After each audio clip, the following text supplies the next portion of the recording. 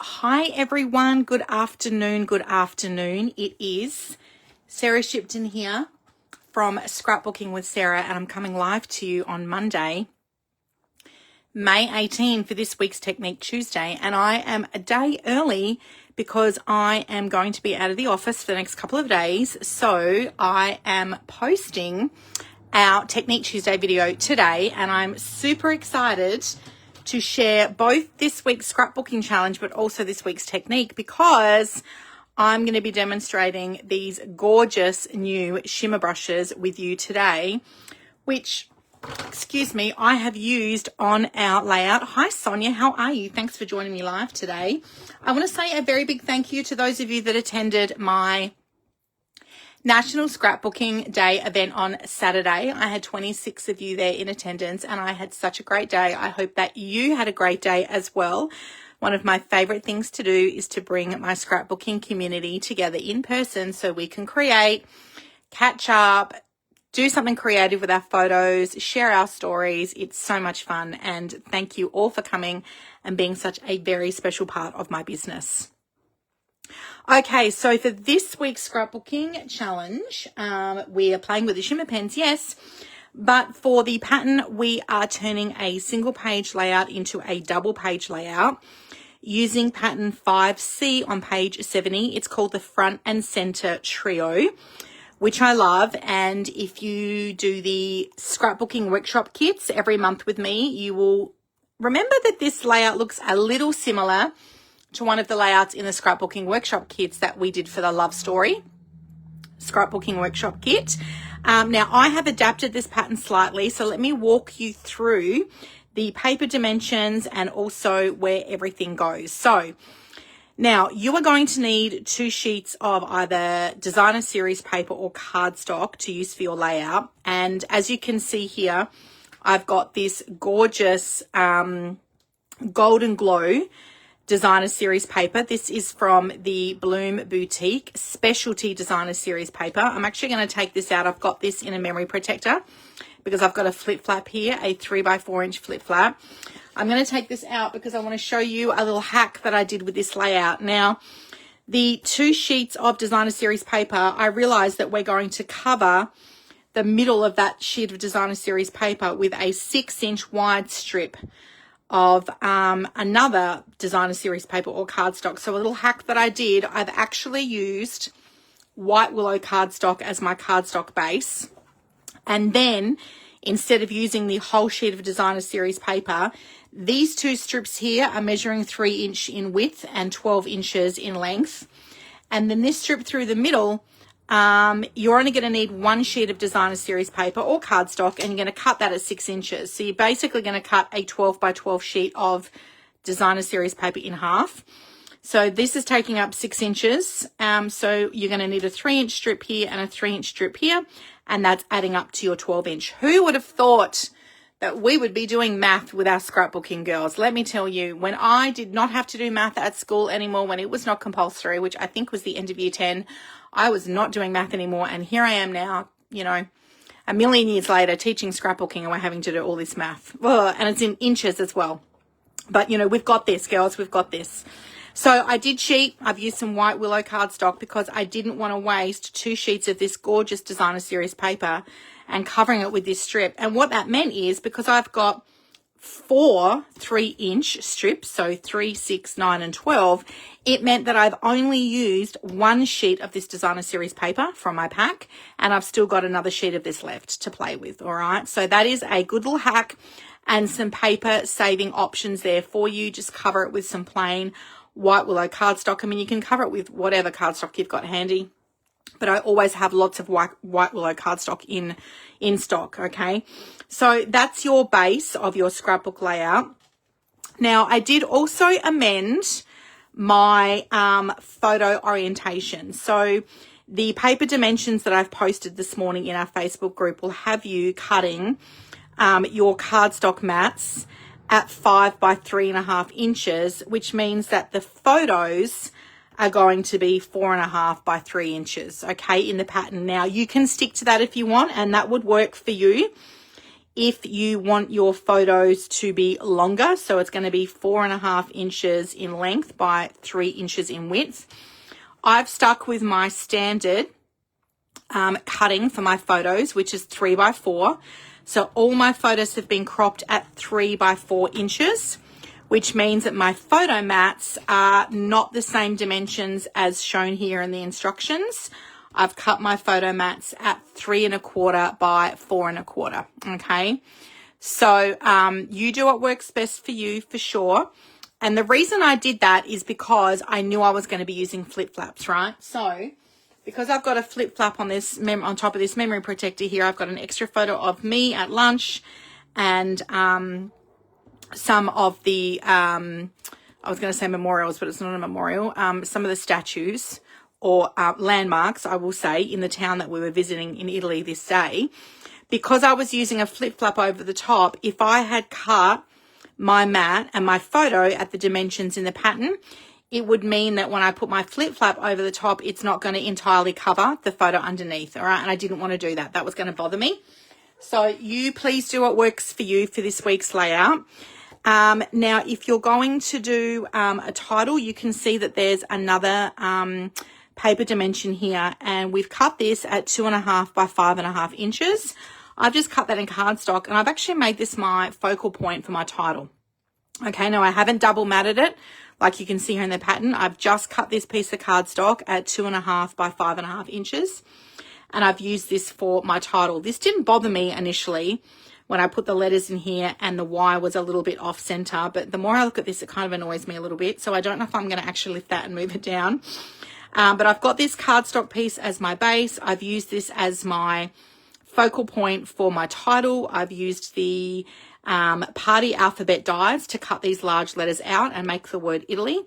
And then I've just embellished that with a sticker, which was left over from my Heirloom Boutique scrapbooking workshop kit. If you look closely, I have also done some splattering with the shimmer brush on the Golden Glow cardstock. I've used the Golden Glow shimmer brush there, and I'm going to be demonstrating that in today's video for you. So as you can see here, my photo dimensions, I'm running that all the way through the double page spread from left to right. And you're going to stick your photo mats 1.5 inches from the top. Okay, so you'll have just a nice neat line across the middle here, 1.5 inches down. I always start with my middle photo. So this would have been in the middle of the 6 inches on my mat. I start with my middle photo and then I work my way out. So I've left 1/4 inch between each of these photos, and that's how you can get them aligned through the middle of your scrapbook layout here. I had a couple of landscape photos. You can see I've used a flip flap here as well. This one's flipping up. So this was the other reason why I wanted to make all of my photos 3 by 4. I had a couple of landscape photos as well, and I've used a flip flap here too. So this is the beautiful town of Santa Margherita Ligure, if I have pronounced that correctly, with my with my try at an Italian accent. But this beautiful town, we stopped here for lunch after we'd visited Positano, and we caught a train. And so this is the train station. Unbelievable, right? But how gorgeous are the colors in these buildings. This was the restaurant that we had lunch at, and they had like a little carnival on the waterfront. And they had all the nonnas and the nonnos making the biscotti here with the sugared, powdered sugar. So that was super fun. We just had a lovely lunch here and a stroll through the town before we caught the train back to Genoa. Were we in Genoa? Yes, we were in Genoa, which is where the cruise ship was docked. So it was a little bit of an adventure this day to do this, but I worked it out because I just love to plan those kind of fun things to do on holidays. So I have got an extra photo mat here measuring 4.25 by 6.25 inches. So if you've got some landscape photos, this would be a great layout for you to get your landscape photo on. And of course, we can't forget about the journaling box. Now, funny story, I had actually already cut my cardstock at 3.25 by 4.25. And then I was like, oh, I was actually going to put this underneath my photo mat. I wasn't going to use this photo. My journal box was going to be here. And then I realized that it actually needed to be 3x4, but I'd already journaled. So my journal box is here as a bit of a focal point. So I've had to move my title over to the side to get my journaling box here. If you've got some landscape photos, they're going to look great down the bottom. So that is the pattern and the dimensions for this week's layout. Now, in terms of centering your rectangular piece, that was actually 1.5 inches up from the bottom. I eyeballed where I wanted my journal box to go. You can see it's kind of centered here in terms of space between here and here. And then my landscape photos, again, I've centered that in terms of this strip of paper here, and I've kind of just eyeballed it in terms of space between here and here. So I don't really get my ruler out. Once I get my first measurements in, or like my first kind of photo stuck down, 1.5 inches down, you can kind of work in everything around that as well. And I love that you can take a pattern and you can adapt it to your preference. So let me bring in my grid paper here. So one exciting thing that Stampin' Up! Released with the new catalogue is, actually I'm going to take this right out of the way because we are going to be playing with these shimmer brushes. So we have now 12x12 inch grid paper. So for those of you that scrapbook, most of you have a mat of some sort, but this 12x12 inch grid paper will be helpful for you to work on. And you can see that I use this for my mess as well. So let's talk shimmer brushes now. We've got 5 shimmer brushes in the range that we have just launched in the new catalogue. And if you have a copy of the new catalogue, the shimmer brushes are on page 77. Shimmer brush, but it's got glitter inside it. So we're calling them shimmer brushes, but there's actually glitter inside the brush. They are archival quality, acid and xylene free. So these are coming initially in just the 2026 to 2028 colors. So it will be interesting to see if we get any other colors released. So we have Belly Blush, we have Crisp Cantaloupe, Golden Glow, Hydrangea Hue, and also Peaceful Pine. And the names of the shimmer brush are actually printed on the brush itself. So that will be super helpful to you. But these are $17.50 each, and they are live now in my online store.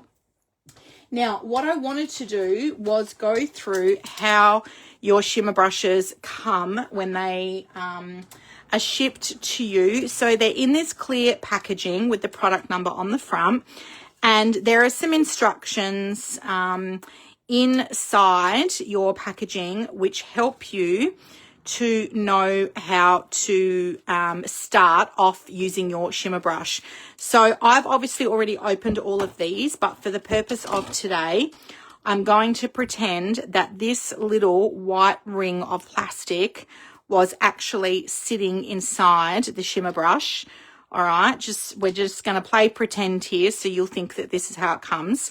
So when your shimmer brush arrives in its clear packaging with your instructions, you'll see this white ring of plastic, which is sitting between the ink well and where your glitter ink is actually sitting here, okay? Or in between the brush well, I should say, and the ink well here.